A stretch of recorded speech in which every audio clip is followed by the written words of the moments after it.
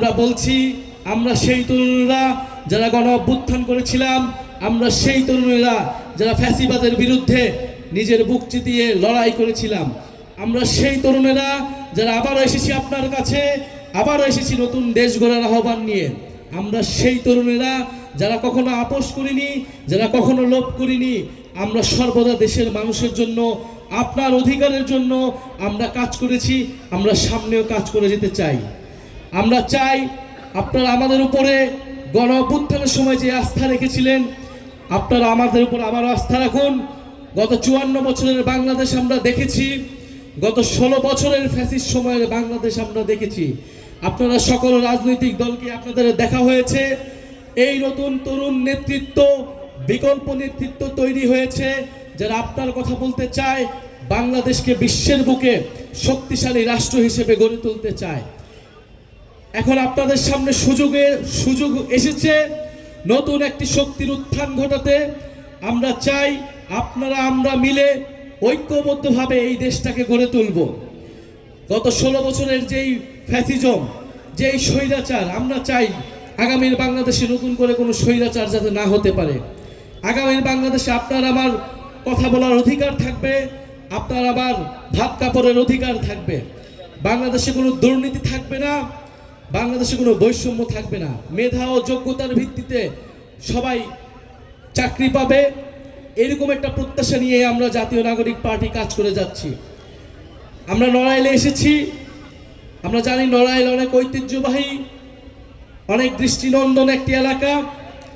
নড়াইলের চিত্রা নদীর কথা আমরা শুনেছি। নড়াইলের কৃতি সন্তান এস.এম. সুলতানের চিত্রকর্মের কথা পুরো বাংলাদেশ নয়, পুরো পৃথিবীতেই বিখ্যাত। বীরশ্রেষ্ঠ নূর মোহাম্মদের এলাকা এই নড়াইল। এই নড়াইল শিল্প, সৌন্দর্য এবং বিদ্রোহ সবকিছুর মিশেলি আছে এই নড়াইলে।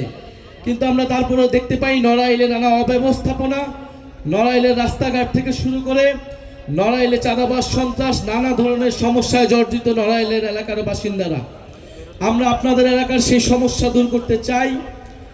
নড়াইলে যারা স্থানীয়ভাবে কাজ করছেন তারা আপনাদের জন্য কাজ করবেন, আপনাদের কথা বলবেন। ইনশাল্লাহ আপনারা যদি আস্থা রাখেন, আমরা আপনাদের জন্য, পুরো বাংলাদেশের সাধারণ মানুষের জন্য কাজ করব। আরেকটি কথা বলে শেষ করতে চাই, এই জুলাই গণ অভ্যুত্থানের পরে আমরা বলেছি যে গণহত্যার বিচার, দেশের মৌলিক সংস্কার এবং নতুন সংবিধান লাগবে। কিন্তু এখন পর্যন্ত আমরা সেই তিনটির কোনো একটিও সম্পূর্ণভাবে আদায় করতে পারিনি। এই সরকার এবং বিভিন্ন অন্যান্য রাজনৈতিক দল বিচার, সংস্কার এবং নতুন সংবিধানের থেকে নির্বাচন নিয়ে তাদের তড়িঘড়ি। কিন্তু আমরা স্পষ্টভাবেই বলেছি নির্বাচন আমরাও চাই, বিচার, সংস্কার এবং নতুন সংবিধানের মাধ্যমে নির্বাচনের দিকে যেতে হবে। ফলে আমরা এই বিচার, সংস্কার এবং নতুন সংবিধানের দাবিতে পুরো বাংলাদেশে যাচ্ছি। এর পাশাপাশি সংস্কারের যে জুলাই সনদ এবং অভ্যুত্থানের যে জুলাই ঘোষণাপত্র, আমরা তার কথাও বলছি। আগামী 3রা আগস্ট শহীদ মিনারে আমরা জড়ো হব। আমাদের যেই দাবি জুলাই ঘোষণাপত্র এবং জুলাই সনদের জন্য আপনাদের প্রতি আহ্বান থাকবে, আপনাদেরকে আমরা দাওয়াত দিয়ে যাচ্ছি। অবশ্যই আমাদের সেই জুলাই সনদ এবং ঘোষণাপত্র আদায় করতে হবে। এটা শুধু বাংলাদেশের জন্য নয়, এটা এই নড়াইলের জন্য, যারা নড়াইলে শহীদ হয়েছে, যারা নড়াইলে যুদ্ধ করেছে, আহত হয়েছে, তাদের সকলের মর্যাদা এবং নিরাপত্তার জন্য আমাদেরকে জুলাই ঘোষণাপত্র অবশ্যই আদায় করতে হবে। নড়াইলবাসী, আজকে আমরা বিদায় নিচ্ছি। ইনশাল্লাহ আপনাদের সাথে আবারও দেখা হবে।